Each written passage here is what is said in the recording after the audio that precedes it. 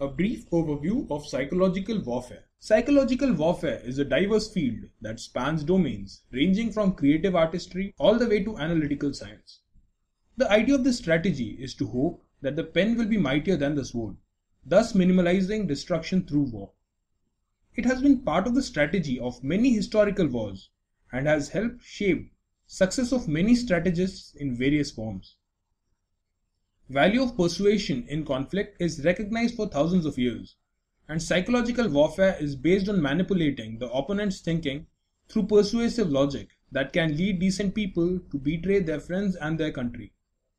Ancient Chinese military strategist Sun Tzu, who wrote The Art of War, says, "One needs not destroy his enemy, one just needs to destroy his willingness to engage."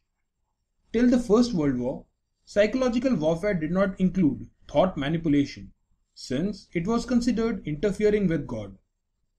In modern warfare, psychological warfare specialists use leaflets, loudspeaker broadcast, and radio messages as their means. Though the idea of lying to brand the enemy as sheer evil and deserving of destruction is tempting, psychological warfare's most successful ingredient is the truth. It is manipulation, but manipulation based on truth to the maximum extent possible. In the long run, the credibility of an organization matters most, and being caught with the lie does not help.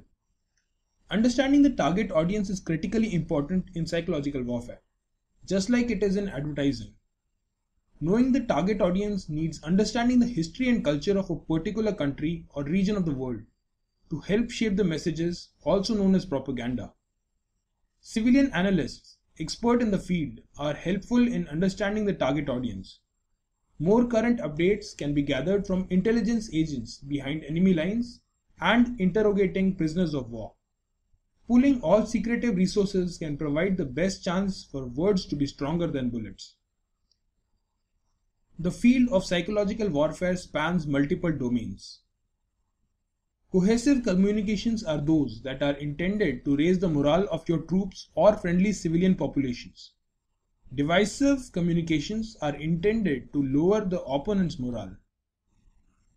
The strategic messages generally focus on general audience for long-term results, although the psychological warfare's main focus is to affect the opponent in the battlefield on the immediate basis.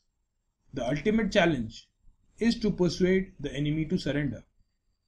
Though there is no quantifying persuasion, the use of psychological warfare has evidently helped shorten many wars by forcing the enemy to surrender and has averted destruction of life and property.